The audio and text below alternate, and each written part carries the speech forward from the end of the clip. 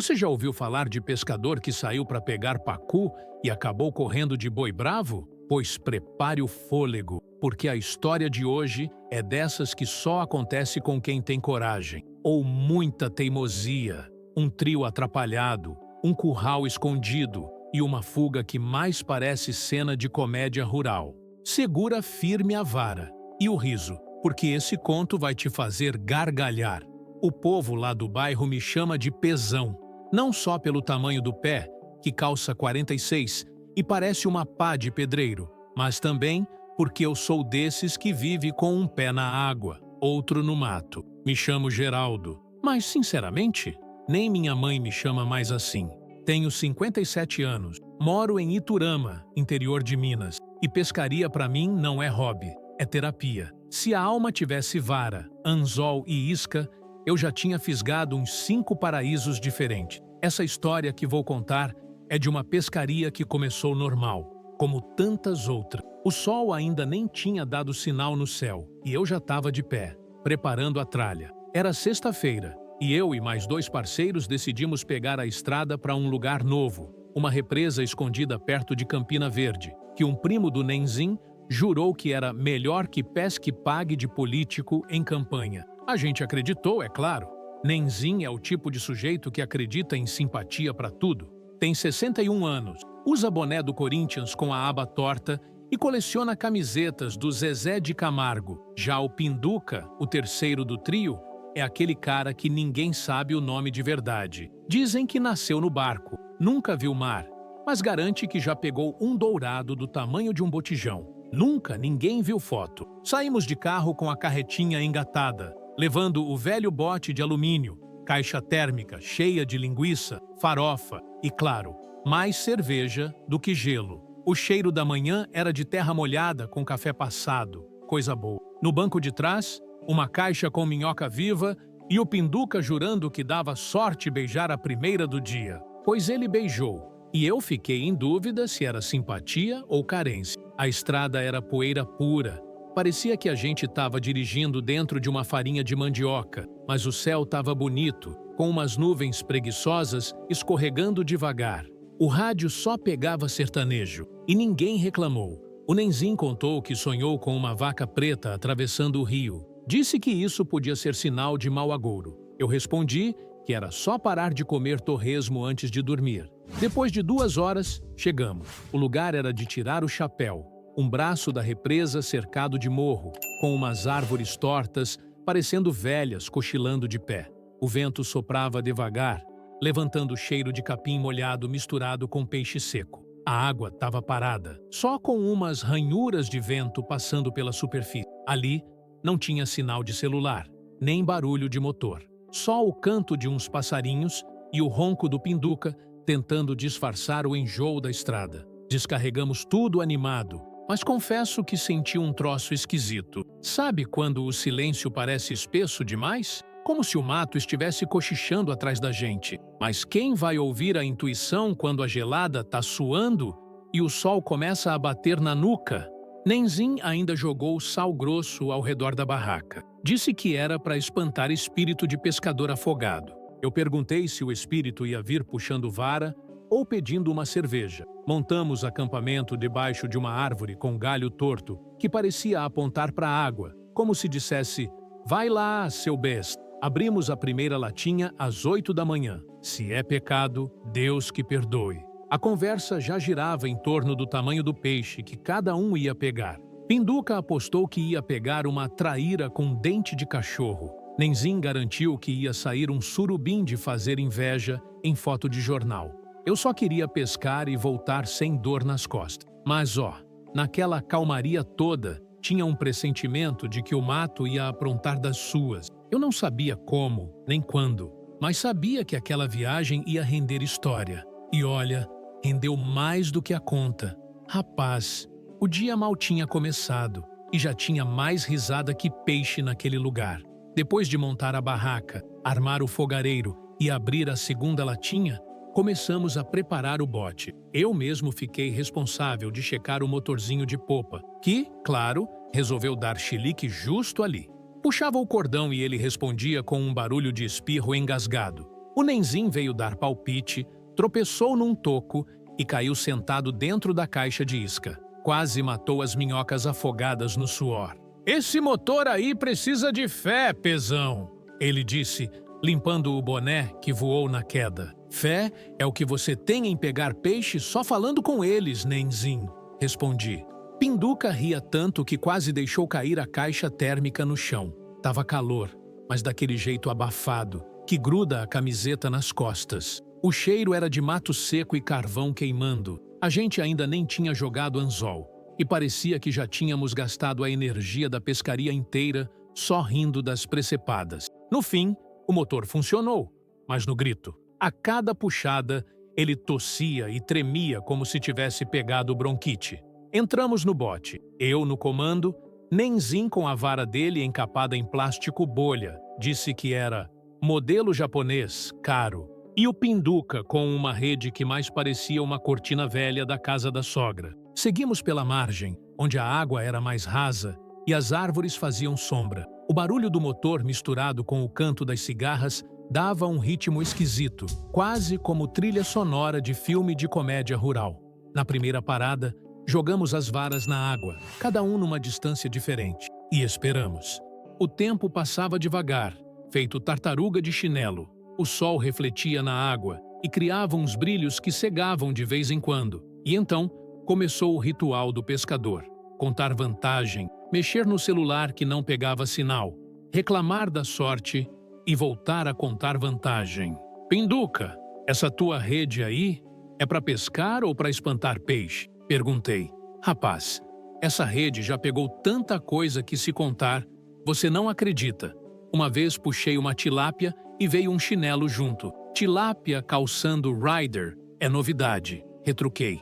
O Nenzin, como sempre, estava mais preocupado em tirar foto da vara envergando do que em puxar peixe. Mas naquele momento, a única coisa que envergou foi a espinha dele, tentando pegar uma latinha que escorregou para o fundo do barco. Caiu de cara no assento e ficou com a tampa da cerveja marcada na testa. Começou então uma conversa filosófica sobre o momento certo do peixe morder. Cada um jurava que sabia o horário ideal. O Pinduca dizia que era às 10h20 da manhã, porque o sol já acordou o peixe, mas ainda não torrou a paciência dele. O Nenzin dizia que era na virada da sombra para o sol. Eu disse que era quando o peixe estivesse com fome, simples assim.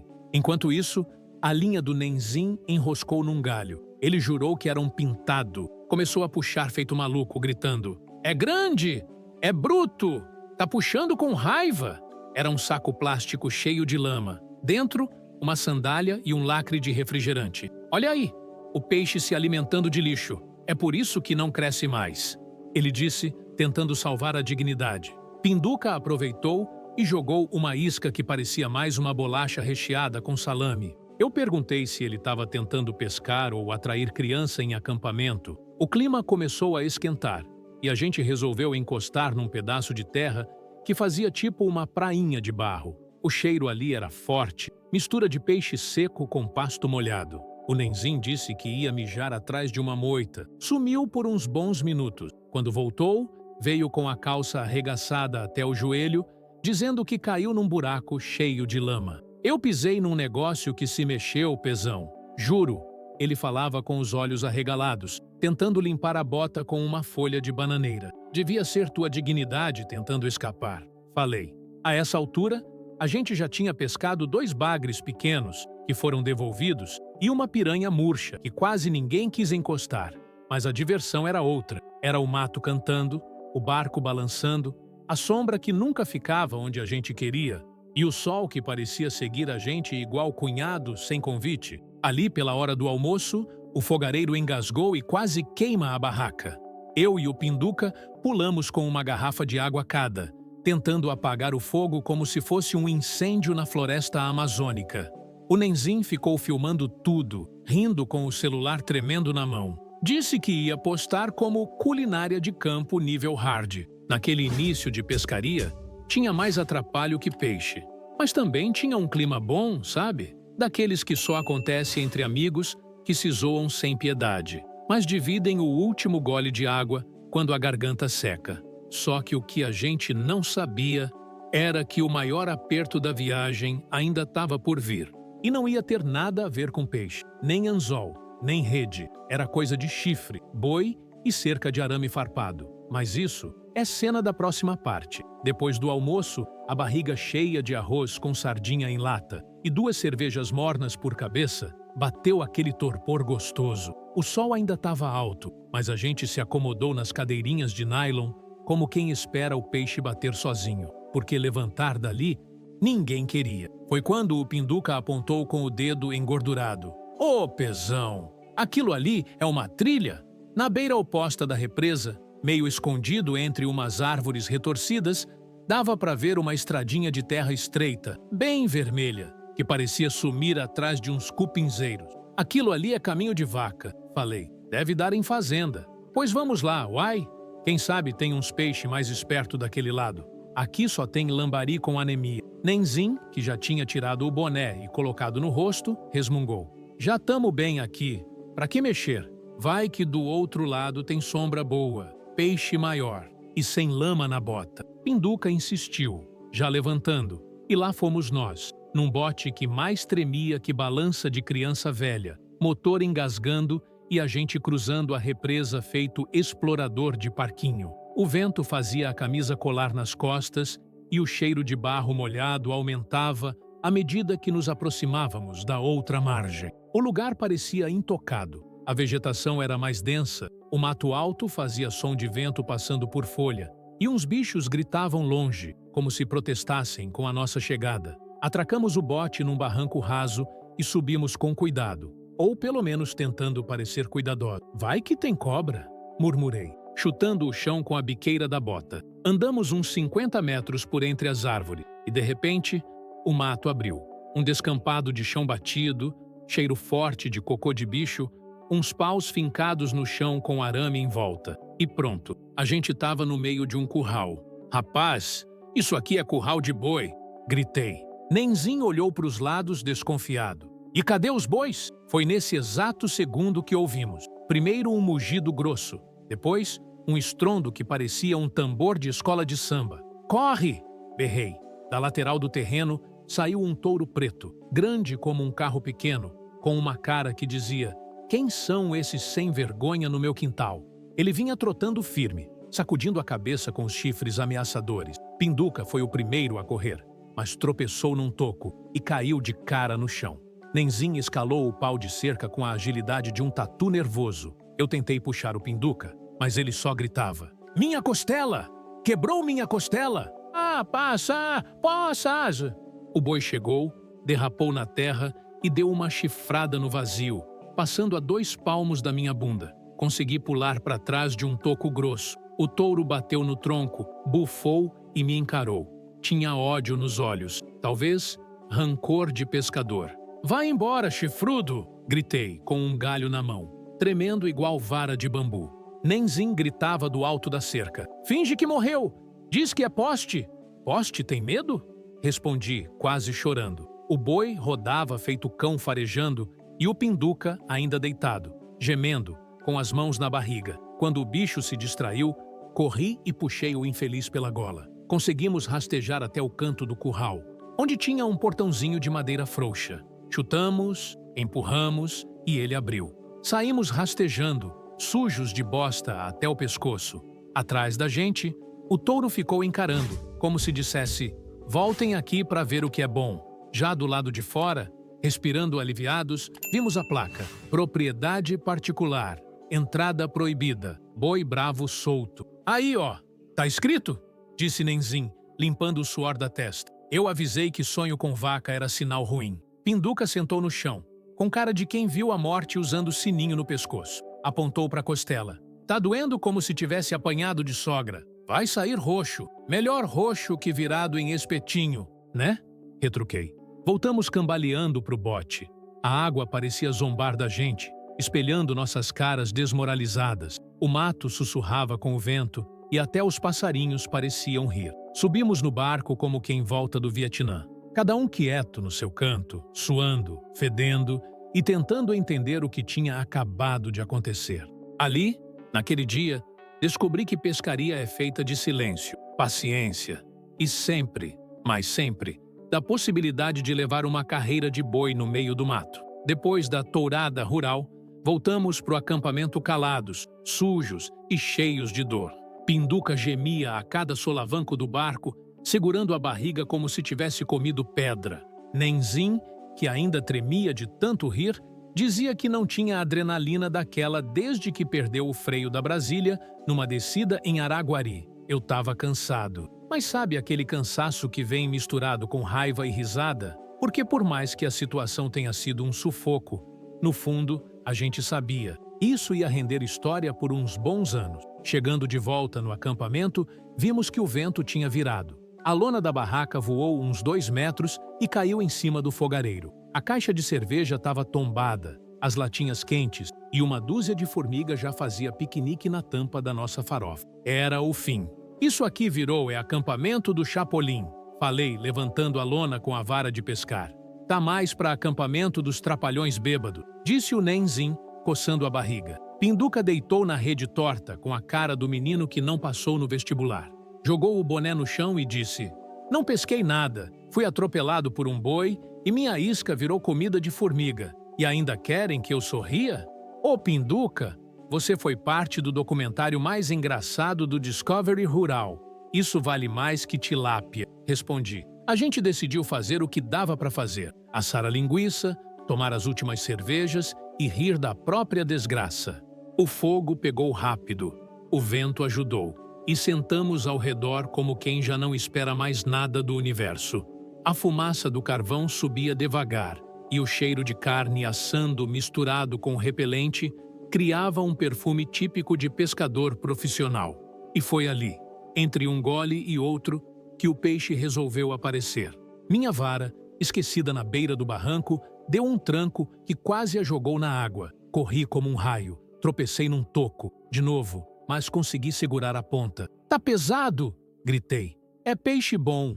Se for outro saco, eu pulo na água." A linha tensionava. A vara envergava mais que juízo de adolescente. O Nenzin veio ajudar.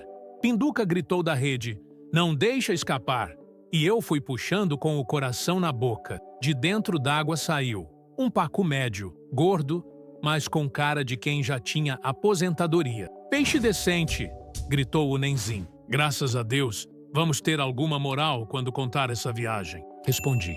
Comemos linguiça com farofa, peixe assado e pão seco. A conversa girou em torno da perseguição bovina, das previsões do Nenzin e das futuras desculpas que daríamos em casa pelo estado lastimável das roupas. Quando a noite caiu, o céu estrelado parecia uma peneira furada. Não tinha luz nenhuma por perto, só a claridade da fogueira e o brilho tímido de um lampião velho. O som dos grilos, o coachar das rãs e o estalo da lenha completavam a trilha sonora. "Vocês lembram da história do Nenzin com a anta no Pesque Pague?" perguntei, já com a barriga cheia. "Oh, nem começa!" ele resmungou rindo. Ficamos ali até tarde, conversando fiado, soltando piada ruim e lembrando que o importante da pescaria nem sempre é o peixe. Às vezes é o tropeço, o boi assassino, o amigo caído e a linguiça queimada. Na manhã seguinte, com o sol nos olhos e a ressaca nas costas, começamos a desmontar tudo. O Nenzin passou um creme nas canelas arranhadas. O Pinduca andava devagar, como se tivesse apanhado da vida. E eu recolhia as tralhas, pensando na história que ia render no boteco. Antes de partir, jogamos as sobras de comida longe do acampamento, recolhemos o lixo, agradecemos ao mato, como bons mineiros supersticiosos, e demos uma última olhada para a represa. "Até a próxima, seu lugar maluco", falei, já ligando o carro. Na volta, o Pinduca dormiu roncando no banco de trás. O Nenzin colocou o Zezé de Camargo no volume 15, e eu só pensava: como é que eu vou explicar para minha mulher que a camisa branca agora tem pegada de boi nas costas? Hoje em dia, toda vez que essa história vem à tona, e ela sempre vem, é no mesmo lugar, na mesa de plástico do Boteco do Neco, ali na esquina da praça, com uma porção de torresmo no centro e 3 copos de cerveja quase sempre pela metade. Eu, Nenzin e Pinduca. E se tiver algum conhecido por perto, pode apostar que vai ouvir: "Oh, Já contei do dia que a gente foi pescar e acabou correndo de um boi assassino?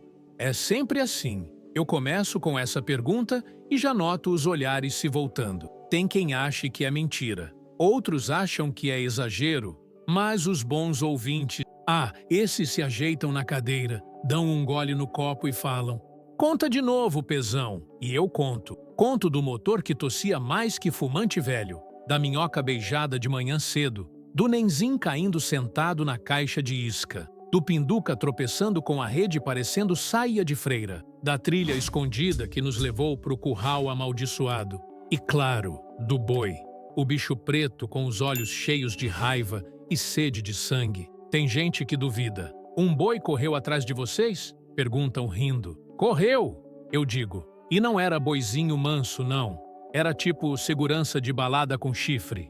Nenzim faz questão de mostrar a foto da testa marcada com a tampa da latinha. Pinduca levanta a camisa e aponta para a costela que, segundo ele, até hoje tem uma dobradinha torta por causa da queda. E enquanto o pessoal ri, eu sempre termino com o mesmo discurso, com voz de sabedoria arrastada, como quem entrega a moral da história. Pescaria, meus amigos, não é só peixe, é aventura, é risco, é amigo que se leva para fugir de boi no meio do mato, é rir da desgraça e depois fingir que tudo foi planejado. O pacu que eu peguei foi pequeno, mas a história?